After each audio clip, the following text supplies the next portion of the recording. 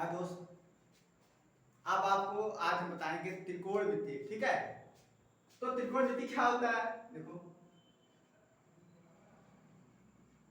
त्रिकोणमिति तो सबसे पहले आपको त्रिकोणमिति मतलब लिखते हैं तो मालूम कैसे होना चाहिए कि त्रिकोणमिति है। ठीक है, कैसे मालूम होना चाहिए त्रिकोणमिति है? तो त्रिकोणमिति कैसे मालूम चाहिए? जब इस पे त्रि मतलब होता है तीन। क्या होता है? तीन। कोण मतलब आपको मालूम है, कोण। ठीक है, एंगल इसको बोलते हैं। मितिक मतलब होता है मापना। जब तीन कोण को मापा जाता है तो उसको क्या कहते हैं? त्रिकोणमिति। तो त्रिकोणमिति मतलब तीन कोण। जैसे आपको एक पहला लिखता हूं, ये ठीक है, यहां पर क्या हो? समकोण हो, समकोण हो। ठीक है, तो अब इसका कोई मान रखोगे त्रिकोण का।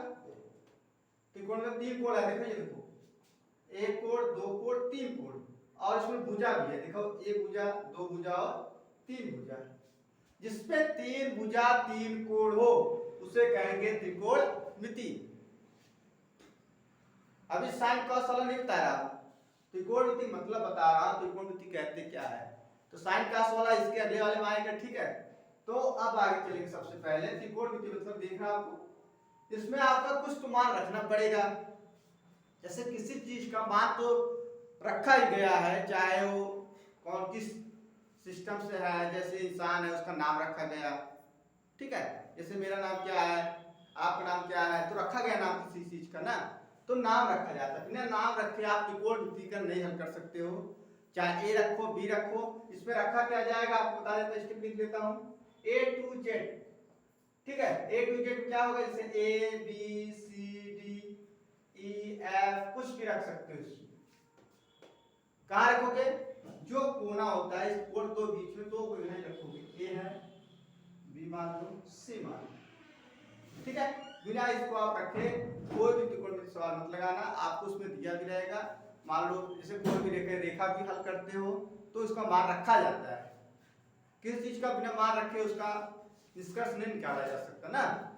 तो सबसे पहले आगे चलता हूं, फिर दूसरा स्टेप क्या बता रहा हूं, मान रख लिए। इसमें दूसरा क्या होता है? सिर्फ तीन चीज होता है बस। तीन चीज से आपका पूरा त्रिकोणमिति लगा सकते हो सवाल चाहे तो। ठीक है, जैसे पहला क्या है, इसमें क्या आएगा? कर्ण आएगा। कर्ण, इसको आपको याद करना पड़ेगा। कर्ण, कर्ण, और ये आपका हुआ लंब। ठीक है, और दूसरा क्या हुआ? आधार। ये कर्ण, लंब और आधार, बस यही आपको इसमें रखना पड़ेगा। कौन लंब है, कौन कर्ण है, कौन आधार है। तो इसको आधार रखने के बाद आगे तीसरा वाले में आपको चलेंगे। सबसे पहले तो हो गया ये। अब इसमें क्या है? पाइथागोरस।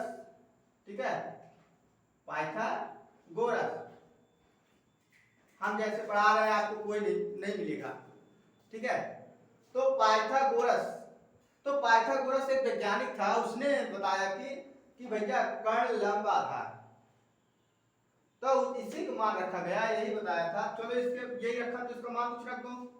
अब इसके ठीक सामने वाला क्या होता है? ये कर्ण होता है। लंब के ठीक सामने वाला क्या होता है? कर्ण होता है, क्योंकि आपने इसको लंब माने हो। ठीक है, जब लंब है, लंब ठीक सामने वाला कर्ण होता है ये, और जो बचता है इसके निकल का आधार बोलते हैं। तो पाइथागोरस ने एक सूत्र बनाया। उस सूत्र को कैसे बनाया इसको लिखने जा रहा हूं। ठीक है, एक सूत्र उसने बनाया। क्या बनाया ना? एक सूत्र बनाया। क्या सूत्र बनाया? उसने ये बताया कि कर्ण स्क्वायर बराबर लंब स्क्वायर प्लस आधार स्क्वायर। यही बताया उसने। तो इसी से जरिए से आप सवाल को लगा सकते हो। ठीक है, तो आपको एक चीज आप निकाल सकते हो, किसी का मान दिया हो। जैसे आपको मान निकालना बता रहे हैं। ठीक है, जैसे आपका मान निकालना बता रहे हैं।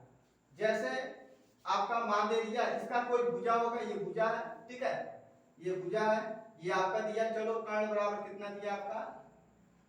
5। ठीक है, जैसे कर्ण निकालना है, ठीक है, कर्ण बराबर निकालना है हमें, ये चिन्ह लगा देते हैं लक्की वाला, जैसे लक्की नहीं होता तो उसे क्या कहते हैं, चिन्ह बना देते हैं।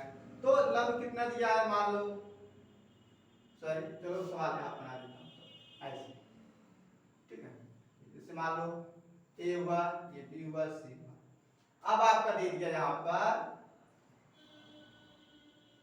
कर्ण बराबर निकालना है, लंब आपको दिया है 5 और आधार आपका दिया है 3, आधार क्या दिया है 3, ठीक है। तो आधार आपको कितना दिया है 3, तो आपको निकालना है। इसमें सबसे पहले क्या करेंगे हम लोग, इस पे रखेंगे, इसमें रखना है कौन लंब है, कौन कर्ण है, कौन आधार है।